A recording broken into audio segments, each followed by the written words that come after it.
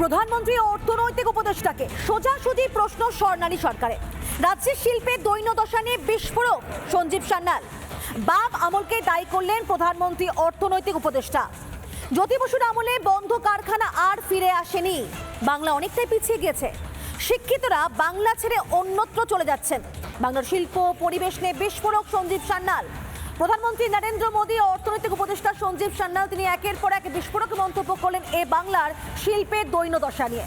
প্রধানমন্ত্রী অর্থনৈতিক উপদেষ্টাকে সোজাসুজি প্রশ্ন ডেপুটি এক্সিকিউটিভ এডিটর স্বর্ণালী সরকার, এবং সেখানে রাজ্যের শিল্পের দৈন্যদশা নিয়ে বিস্ফোরক সঞ্জীব সান্যাল।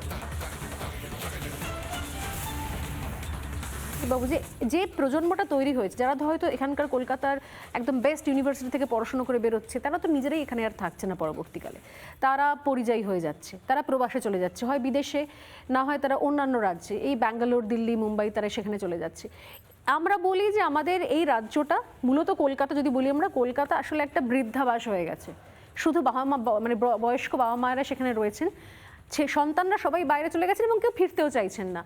কারা নিয়ে এগোবে তাহলে? কারা জানবে এই ইতিহাস? কি বলবো, আমি নিজেই দিল্লিতে থাকি, আমি কলকাতার ছেলে, কিন্তু এখানে আমি থাকি না, আমি দিল্লিতে থাকি। আর আমার যে ক্লাসমেটস যা ছিল 70-80% এখানে থাকে না, অন্য কোথাও থাকে, বিদেশে থাকে, না বা আপনি যেরকম বললেন ব্যাঙ্গালোর, দিল্লিতে থাকে।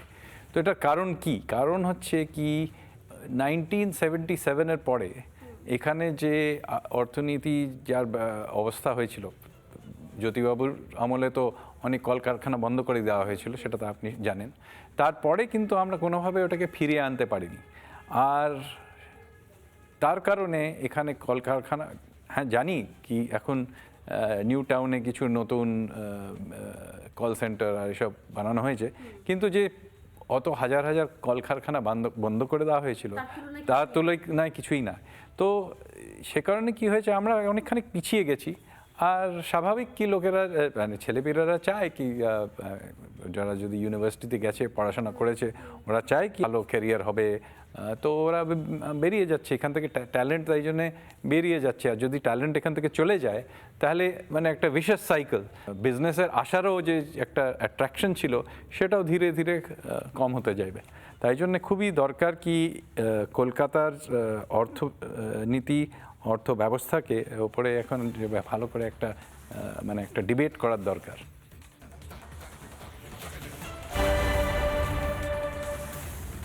আপনারা শুনলেন সঞ্জীব সান্যাল, যিনি প্রধানমন্ত্রী অর্থনৈতিক উপদেষ্টা। তিনি কি বললেন যে বাংলার যে বর্তমান যে শিল্পের অবস্থা, বাংলার যে পরিবেশ, তা একেবারে তলানিতে ঠেকেছে। একমাত্র এখানকার শিক্ষিত যুবরা, যুবতীরা, তারা এই বাংলায় থাকছেন না। ট্যালেন্টেড মানুষজন যারা, তারা এই বাংলা থাকছেন না, কারণ তাদেরকে এখানে রাখা সম্ভবপর হচ্ছে না।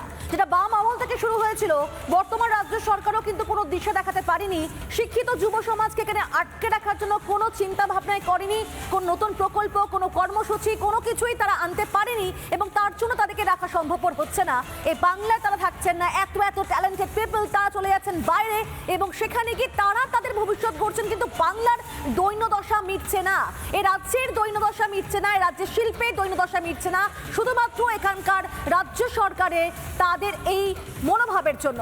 তাদের দৃষ্টিভঙ্গি বদল হয়নি কোনো রকম ভাবে। এখনকার বর্তমান সিচুয়েশনকে তারা কোনো নিয়ন্ত্রণ করতে পারছে না। যেটা বাম আমলে, জ্যোতি বসুর আমলে বহু কারখানা বন্ধ হয়ে গিয়েছিল, সে বন্ধ কারখানাগুলো আর কোনোভাবে ফিরে আসেনি, এবং তার জেরেই বাংলা অনেকটা পিছিয়ে গিয়েছে। এমনটাই জানিয়েছেন প্রধানমন্ত্রী অর্থনৈতিক উপদেষ্টা। সোজাসুজি প্রশ্ন করেছেন স্বর্ণালী সরকার, এবং সেখানে তিনি এমনটাই বলেছেন। এই মুহূর্তে আমাদের সঙ্গে রয়েছেন সুজন চক্রবর্তী, সিপিএম নেতা। আপনাকে স্বাগত রিপাবলিক বাংলায়। বাংলার শিল্প এবং পরিবেশ নিয়ে বাম আমলকে দায়ী করলেন প্রধানমন্ত্রী অর্থনৈতিক উপদেষ্টা, এবং তিনি বলছেন যে যেটা বাম আমলে শুরু হয়েছিল সেটা বর্তমান সময়তেও চলছে, এবং তার জন্যই এই শিল্পের ক্ষেত্রে বাংলা অনেকটাই পিছিয়ে গিয়েছে। কি বলবেন? বাংলা অনেকটা পিছিয়ে গেছে না বলে পিছিয়ে দেওয়া হয়েছে বলাটা উচিত ছিল। প্রধানমন্ত্রীর অর্থনৈতিক উপদেষ্টা আরেকটু বেশি জেনে ঠিকঠাক কথা বললে ভালো হতো।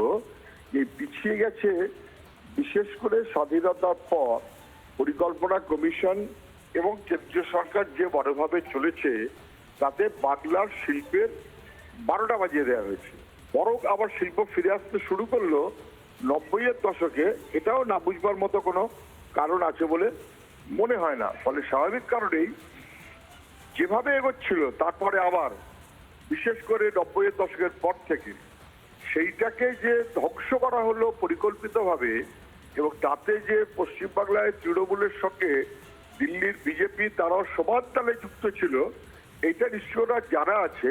ফলে পশ্চিমবাংলাকে পিছিয়ে দেওয়া হয়েছে, তার দায় এটাকে স্বীকার করতে না চাইবার কারণে উনি পিছিয়ে গেছে বলে বাবা বল পর্যন্ত দেখতে পাচ্ছেন, তার আগে অথবা তারপরে ওরা চোখ যাচ্ছে না। এটা আনফরচুনেট প্রধানমন্ত্রীর উপদেষ্টা তো।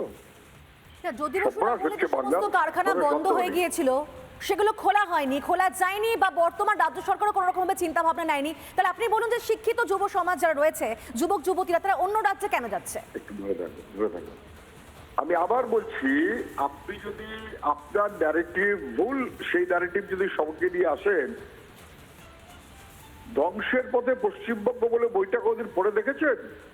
অ্যাগনি অফ ওয়েস্ট বেঙ্গল, রণজিৎ রায়, এই সহ আরো অনেক।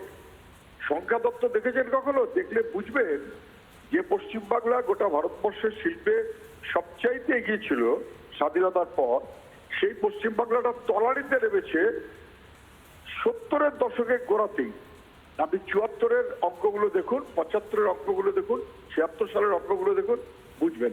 তারপর বরঞ্চ পশ্চিমবাংলা এগোতে এগোতে কৃষিতে এক, ক্ষুদ্র শিল্পে এক, নানাবিধ এক হতে হতে 90-এর দশকের পরে যখন গ্রামীণ মানুষের ভোগ্যপণ্য, শিল্পজাত ভোগ্যপণ্য কিনবার ক্রয় ক্ষমতা ভারতবর্ষের মধ্যে সবচাইতে এগিয়ে গেল, তখন কিন্তু বাম আমল।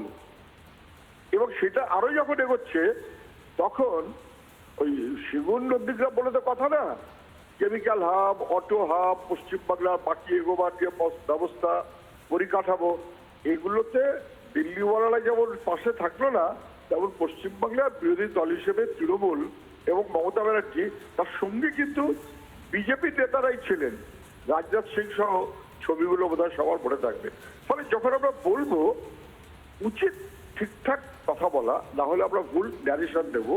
পশ্চিমবাংলার মানুষ এখন কাজ পায় না, ভিন রাজ্যে পরিযায়ী, লেখাপড়ার সুযোগটা এমন হয়ে গেছে ধ্বংস, পশ্চিমবাংলার ছেলেমেয়ে লেখাপড়া করার জন্য ভিন রাজ্যে যাচ্ছে। এ দায় মমতা ব্যানার্জিকে দিতে হবে, এটা নিশ্চয়ই সবাই বুঝবে। বেশ, অর্থাৎ আপনি বলতে চাইছেন যে বাম আমলে কোনো কিছুই বন্ধ হয়নি, বা বাম আমলের সময় শিক্ষিত যুব সমাজের বাইরে চলে যাওয়া, বা বর্তমানে শিক্ষিতদের বাইরে চলে যাওয়াটা কোনোভাবেই বাম আমলকে দায়ী করা যায় না। ধন্যবাদ আপনাকে। আমাদের সঙ্গে ছিলেন সুজন চক্রবর্তী। কিন্তু আমরা দেখেছিলাম জ্যোতি বসুর আমলে যে কিভাবে একাধিক কারখানা বন্ধ হয়ে গিয়েছিল, যেটা কিন্তু বাংলার ফিরে আসেনি।